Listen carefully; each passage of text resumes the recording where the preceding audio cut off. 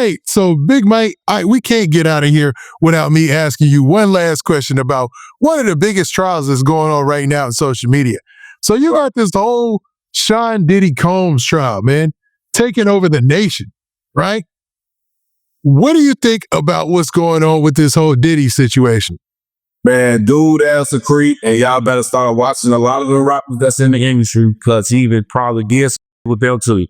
Bro, it's a lot of crazy ass, I don't keep up with it, but a lot of these rappers out here that's claiming they gangsters and rapping this gangster was involved with that man. So better watch out who they with, bro, because niggas is real creeps out here. Now, I got to ask you this on a personal man-to-man just question, right? You got a woman, right? You got your lady. I ain't in no relationship now, but Cassie Ventura, fine in a mug. You know, it's just bad. Somebody's dream chick. What in the world would possess somebody to have her share his woman with somebody? I can't get that part. I don't understand. That's because Cassie wasn't really his woman. He didn't give a about that girl because if you give a about your girl, bro, you ain't all this that I've been hearing that he allowed to happen to her. You wouldn't have never when you got love in your heart for somebody, like real love, bro, like you want to protect that person, provide for that person, you want to be there for that person. Ain't no way you let to see shit on him that it said Diddy was letting. Yeah, I didn't want to go there, but that was true. I saw that and I was like, what in the world? I couldn't even imagine.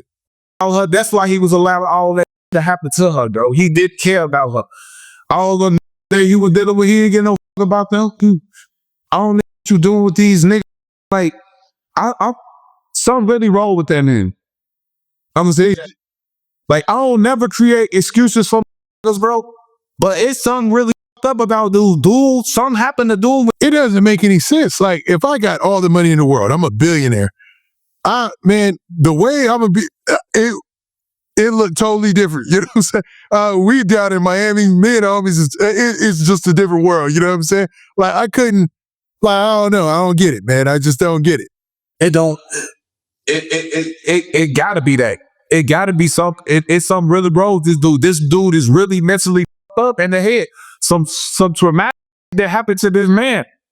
Head to, bro. Ain't no way you just decided to be like that one day. Yeah, because you just decided to just do all this shit with all these different men, do all this shit with all these different women, just people lives up and all type. Yeah, like it, and somebody talked about it. It was I want to say it was either Gene Dill, who was one of his security guards, or somebody else who I can't place right now because DJ Academics was covering it. And he was talking about it. He basically was like, Diddy likes to see, oh no, it was Chopper from the band. He was like, Diddy likes to see people do things that they should be doing for some reason. I'm like, what kind of motivation is that? What kind of weird, like, why do you want somebody to do something they shouldn't be doing? It stemmed from something, bro. Something happened to that man. That man, you never know. Something happened to that man. Because ain't no way to just woke up one day and said, this is what I want to do. I want to be people's lives. Like, come on, that girl life up. Like, man, if Cassie is my sister, my mama, my auntie, anything related to me, man, I would have been put that nigga in the dirt. Yeah, that's a tough one to live with. Especially with the stories that's out here, man. It's like, bruh, like, why? Like, why not just be out here getting money and having fun, man? I don't, like, real fun, like going and doing fun. I don't know, man. No, jail definitely ain't enough for that nigga. Jail ain't enough. So then he probably gonna be in that T.O. Selly, all type of weird ass T.O. Selly or something like that. Hell no, his ass supposed to be dead. Like, didn't he do a talk with 6ix9ine and Academics, and 6ix9ine talked or something, and they was basically saying like he's not even having that bad of a time in jail. Which is crazy, bro. I thought he'd be in that. I thought I'd be seeing all type of shit about Diddy get his ass whooped or stabbed up to something like that. He's a billionaire. You got to remember that. You know, that's a different type of money. You know what I'm saying? Protection. He paying for protection.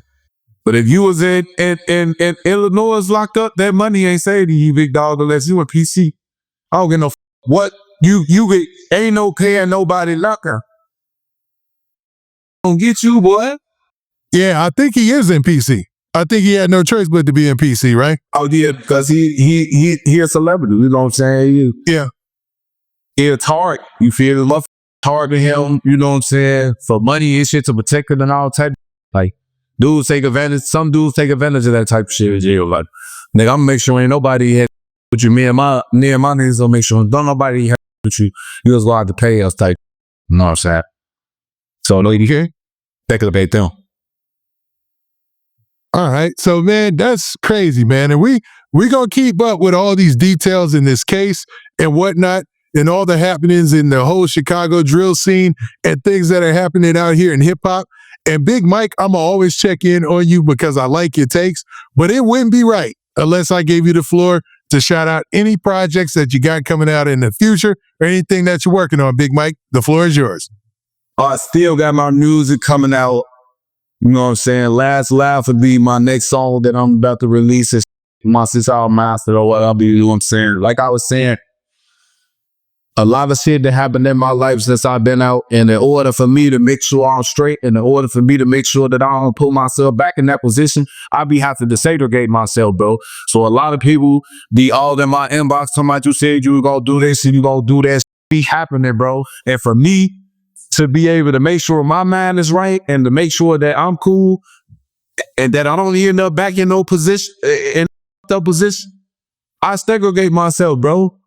I'm going to have to segregate myself because I know at the end of the day, I know who I am. Y'all going to know who I am.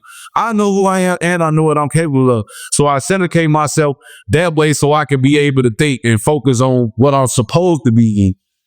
You feel me? But at the same time, I still got, you know what I'm saying, I'm still working on the music and I'm still trying to get Wooster back out here with his music. I'm trying to get him to start back going interview. We try to start our own podcast and that, you know what I'm saying? But like a work in progress, you know what I'm saying? Especially dealing with Wooster, he already had it, you know what I'm saying? Why is that? Why do you feel like that's just his nature? Because he don't like this. He don't like these. He feel like people in the industry is too fucking friendly and they choose a size. You know what I'm saying? He don't like a lot of these blogs. Wooski just don't. I'm recording. People choose the size. He don't like that. He feel like it's bad dog. When this is a business, bro. Like entertainment is a business. You not supposed to be picking and choosing who you with, bro. This shit a business. You gonna make money. You gonna make money. But y'all picking and choosing who y'all with. That's putting yourself in street business, bro. You putting yourself in street business when you pick and choose. I ain't with him because Dirk them don't him and I with Dirk them. You a businessman. If you a photographer, you a photographer. If somebody willing to pay you for that work, you supposed to go and do it. That's what business is, bro. You're not supposed to be choose the size, and that's how he feel. Niggas out here choose the size. They weird as hell, so he don't like niggas. He don't with y'all. I feel him. Nah, I get it, man. And there's always one-sided stuff all across the board. So I understand. I get him.